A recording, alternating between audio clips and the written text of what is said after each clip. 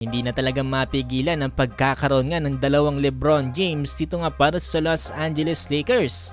Ito nga mga boss, naging reaksyon dyan ni Luka Doncic matapos ngang makamit dito ni LeBron James ang kanyang 50,000 career high points dito nga sa NBA. Nga rin ba naging pahayag ni LeBron James mga boss na patungkol naman dito kay Luka Doncic ito nga sa paglalaro niya dito para sa Los Angeles Lakers. Gaano nga ba daw kalaki ang tinulong ni Luka? Tara't pag-usapan natin yan.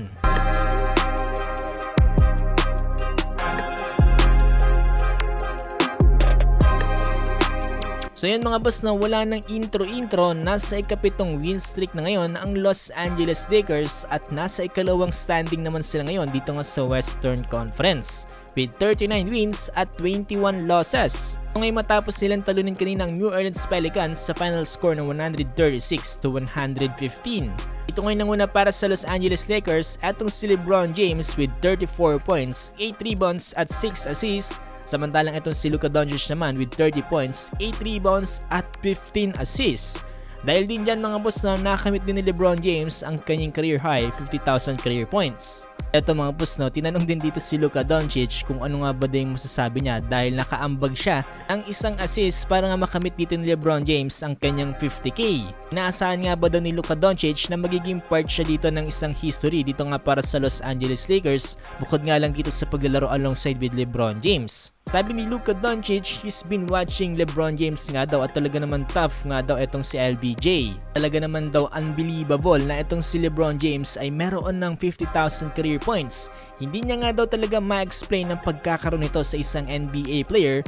Biro pa nga itong si Luka, who knows nga daw no, baka umabot pa sa 70k points sa itong si LeBron James. Yeah, I mean, it's amazing. Watching him do this stuff at this age, it's just unbelievable. Like 50k points, I can't even explain how insane that is. And he might get to 70k, you never know. Tapos eto, tinanong din dito kay Luka Doncic kung ano nga ba din masasabi niya dito para kay LeBron James, yung hindi niya pa to nagiging teammate at yung naging teammate niya na to. Sabi dito ni Luka Doncic, nothing nyo nga daw dahil kilala niya naman daw itong si LeBron James kung paano nga ba daw to mag-take care ng kanyang body. Talaga daw nakakabilib etong si LeBron James kung paano nga daw siya tumatagal ngayon dito sa liga. Talaga naman daw is still a learning process pa rin sa kanya dito ang pagiging teammate dito nga ni LBJ. Ito yung tinanong si LeBron James kung ano nga ba din masasabi niya dito sa pagkakaroon niya ng 50,000 career points dito sa NBA.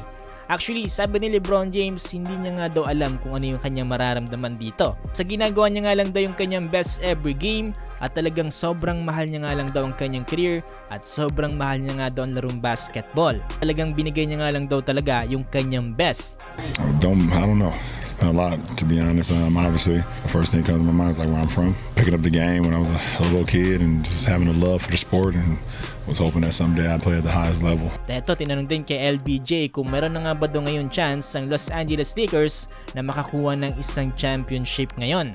Lalo na nga daw ngayon na napakarami na nagbago at ngayon ay nandito na si Luka Doncic sa kanilang team. Sabi ni LBJ, they're still trying to get better nga daw. Magkaroon nga daw ng mga healthy players as possible. Yun nga daw ang pinaka-importante dahil nawalan din nga daw sila ng mga magagaling na players including itong sila Anthony Davis at itong si Max Christie. Kaya ngayon ay nasa recovering phase pa rin daw ngayon ng Los Angeles Lakers. Ngayon ay nandun na nga daw sila sa punto na yon. So far mga boss, no, looking good ngayon dito ang Los Angeles Lakers dahil ngayon ay nasa magandang kartada ngayon sila.